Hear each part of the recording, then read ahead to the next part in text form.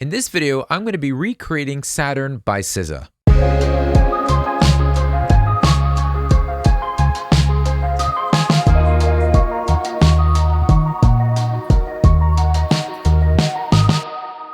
There's a lot of really cool nuances that go into capturing the feel that you can hear in the original record.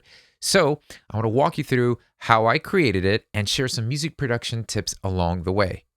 Welcome to the channel. This is Il Factor from beatacademy.com. And if you're looking for professional guidance and helping you take your next step forward with producing the music you're passionate about creating, I want to encourage you to click the link below or visit beatacademy.com/community and join Beat Academy free today. Take advantage of all the resources I have available for you. The content, the community, the calls, everything's there to help you level up your music production skill set. All right, without further ado, let's dive right in. So first, I want to direct your attention to the riff that we hear at the intro of the song, and it also is pronounced throughout the arrangement of the song, and that's this riff here. So when I'm trying to break this thing down, I'm actually starting at the very core of the sound. What does it remind me of? How do I visualize that sound? And to me, a couple things came to my mind, and really the first sound was a harp.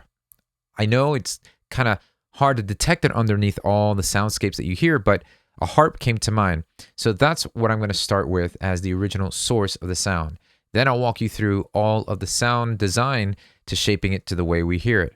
So I start off by using a harp instrument in the Native Instruments stock library. This is just a regular harp sound. Now, the reason why I started with harp, because it had those, as I'm listening closely to the sound, it's got some of the attributes like the plucking. I knew it was a very plucky string instrument. So anything that resembles that would pretty much be in the ballpark. So it doesn't necessarily have to be a harp. I'm going to start here. But you want to put into practice of visualizing the sound, and that kind of gets you in the right direction of where you're headed. So we've got this riff here. Now, before we head into the sound design, take note, I'm using Ableton Live 12, and there's a couple cool features in the MIDI editing section that allow you to kind of do some cool things here. So if I look at the pattern, we have, it's an arpeggiated pattern. Now, you could use this by using an arpeggiator, or if you had all the chords here, or the notes in a chord, you can simply head over here to where it says arpeggiate in the MIDI editing window. And now what we can do is transform this by increasing the rate. If we have transform on, it'll literally do it in real time. So let's go ahead and do this. Now it's at 128th, so that's pretty fast, right? So what we're needing to do is, once we have it set like that, you'll notice you have a little warp marker that shows up at the very last note of that MIDI region. So I can click that now and stretch out the actual performance. So I can keep doing that until I get the right pattern or groove. So that's kind of how I started creating that riff. I just put the notes there, or just played the chord by hand. Once I had the chord put down there, I can actually change the pattern of the arpeggiator, whether it's up or down, or down up. And you can kind of just move these aside here so you really get these really cool patterns. But I'm going to stay like this for now. And if I do need to speed it up, I can just go ahead and increase the rate just by moving the last note here. So I've done that a couple times till I've gotten all the notes placed in the actual pattern.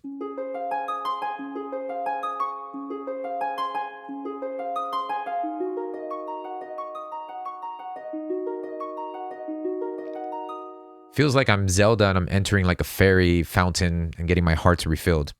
That's what comes to my mind. So we've got that higher riff going on, and I'm using Ableton Live's chord MIDI function here, this MIDI device that's going to allow me to also simultaneously play an octave lower at the same time.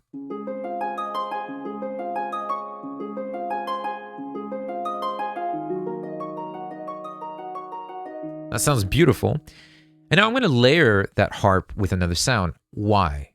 Rather than just telling you what I'm doing, I actually want to get to the root of why I'm doing these decisions, because I think that's going to be much more interesting than just showing you exactly what I did. Now, the reason why I want to layer it is because I want a little bit more body, and I'm using the original as my reference. I'm listening to the reference. I'm like, yeah, there's a little bit more body to that sound. It's not just thinned out harp. So a great way to add body is just by synthesizing it in. So I'm using a wavetable here. I want something not as bright as the harp, so that's going to rule out the sawtooth and the square, but something a little bit more bell tony. So that's going to be the sine wave or the triangle.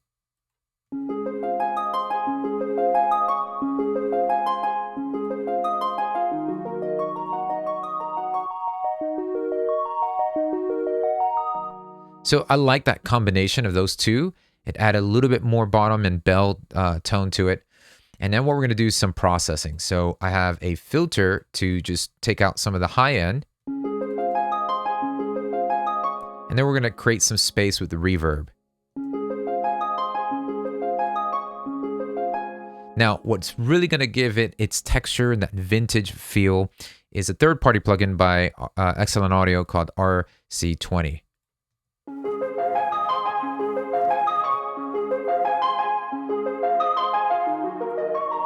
I'm cutting away all that low end, making it really thinned out. The wobble sets, and we collect the stereo width. That's adding this nice depth and stereo width imaging there and distorting it a lot. Now, in the wobble and that detuning is what really gives it some nice character. So after that, I'm using an EQ to actually shape the overall tone. Don't sleep on using an EQ as an overall just sound design tool. It is probably one of the most powerful sound design tools that you have on hand.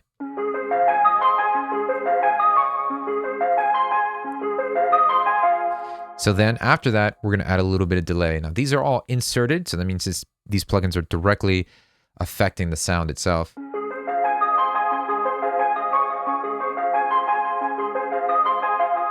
Now, if I turn over here to the mixing window, I'm going to send a little bit of this harp sound to my return track B, which has a spring reverb. Now, in order to capture that vintage vibe that you hear on some of these SZA records or just even some of these throwback records, spring reverb is golden. It's a key type of aesthetic and reverb sound that I love going to, and I use this a lot in my indie pop production stuff. So I've got this on my return track B. This is a Rev Spring Reverb 636 by Arturia. Making sure that the blend is all the way just to reverb only, increasing the stereo and length. And this is good because I'm going to use this for all other instruments as well. But that's carrying the characteristic and creating this nice vintage space for that riff. Now let's direct our attention over to the drums.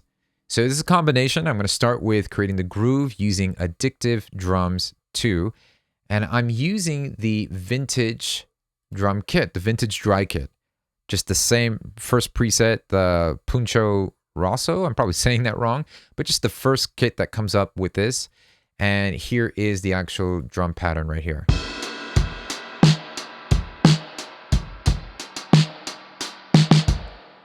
Now, that space that we're hearing, that's all with that spring reverb. So you can see how vintage it feels. So if I just took that down,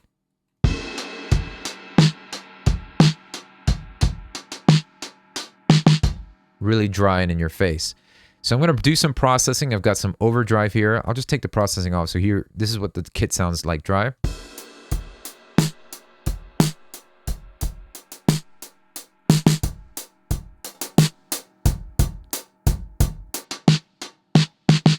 Now, you notice that you felt that vintage vibe come from which plugin? The EQ. The moment I turned the EQ on, that's where it felt like vintage and warm. That's when those characteristics came through, right? That's because I'm taking away so much of that high end to create that warmth with these drums. These two are really just to create some saturation and bite and grit. So I've got the Ableton Live Overdrive plugin. I'm using this this Pulsar 1176 type compressor to really just kind of help bring a little bit of punch and glue to the drums.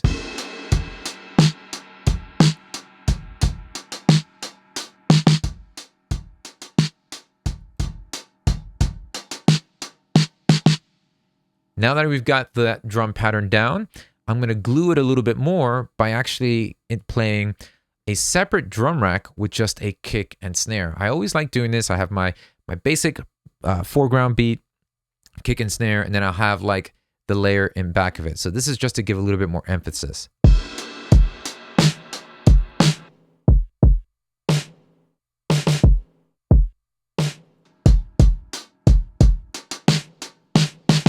Okay, so that's the drums, and then here on the actual drum bus, we've got a LA2A to just glue it. It's not as quick, and that's kind of what I'm going for. I'm using this compressor because I like the slow attack nature of this compressor.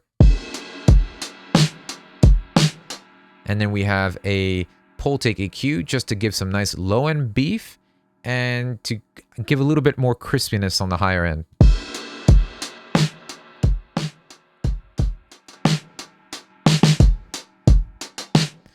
Now, some sauce is on return track A. We've got this slap delay that I'm using. I've got a 30-second note delay. A 30-second note delay on drums. Here's why. This is a really cool way to add some nice width to this drum.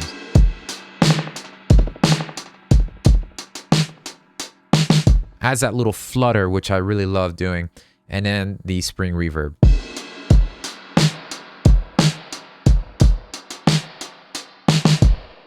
Now for the bass, pretty straightforward. I'm using IK Multimedia's Moto Bass 2.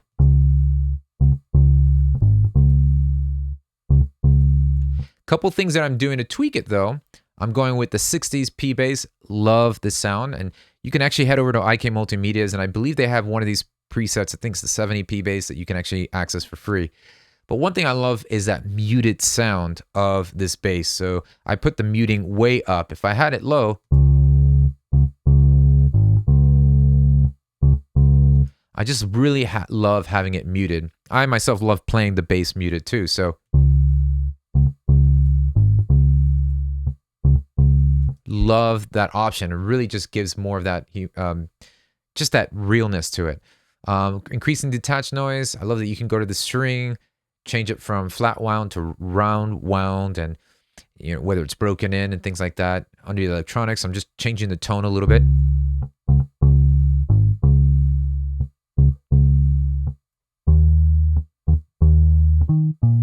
Some EQing to just have this match in context. So I'll put the drums in.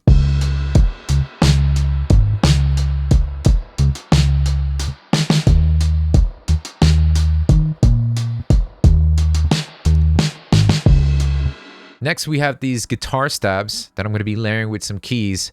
I've got a couple things happening. I wanted to challenge myself. Could I do this without actually playing the real guitar? So for this, I'm using Native Instruments electric vintage guitar strumming playing. I have it set to melody so that I can actually play the chords myself. So another feature of Ableton Live is that when you have the notes in place, you can head over here to strum, and you can determine how much or quite the strum you want. And I really love this because it just makes it so cool to create that strum feel.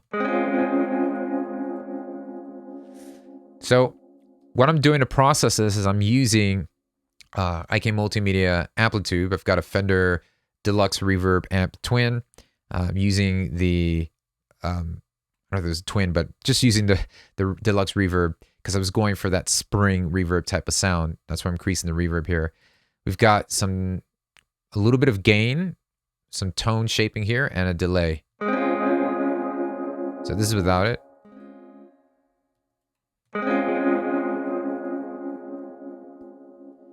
And to give it some nice width, I'm creating a little bit of depth there and some spread using Ableton Live's shifter.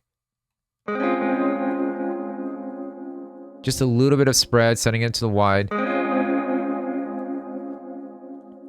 And I'm going to now want to double this with something. Again, the purpose for me of doubling this is just to create just this extra layer. And I'm going back to the reference. I'm listening to the reference. I'm like, it sounds like it's just a guitar, but there's so much a little bit more depth to it. So if instead of trying to squeezing that all from that one guitar sound, let me just try layering it with another sound.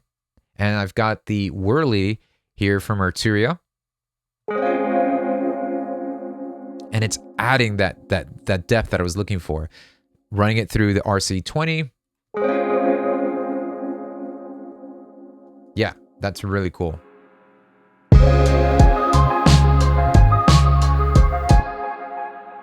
Now, what I'm about to share with you next is the secret ninja secret sauce that really helps give this track the texture that it needs. And that's just some background noise. So I have this random sound, library in my hard drive, just a bunch of Foley and atmospheric sounds. So this is, I think, like a mixed woodland from the BBC sound recording or stuff like that.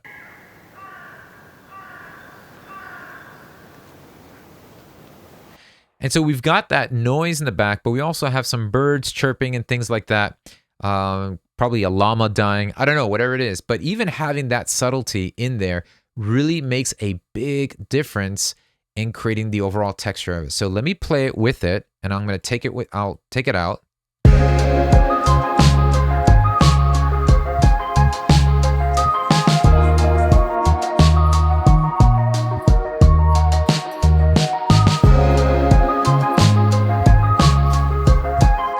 And you could hear it once it's in, it just added that extra glow to the whole thing that really just gels and glues it all together. Now, me personally, I would pretty much chalk this over to a lo-fi indie pop type of production or production style. And if you're interested in learning more about producing in this kind of style, or in the style of maybe Tame Impala, MGMT, the 1975, I've put together a whole course on producing indie pop, top to bottom, everything you need to know, all the nuances, and it's yours free. The way you can access that is just by joining Beat Academy. So just click the link below or visit beatacademy.com/community to get access not only to this Ableton Live session and sounds, but to all the courses that'll help you level up your music production skill set. That's right, just click the link below, check out the course, and I hope it helps you take your next step forward. Thanks for watching. Be sure to like and subscribe so you can stay up to date with upcoming videos.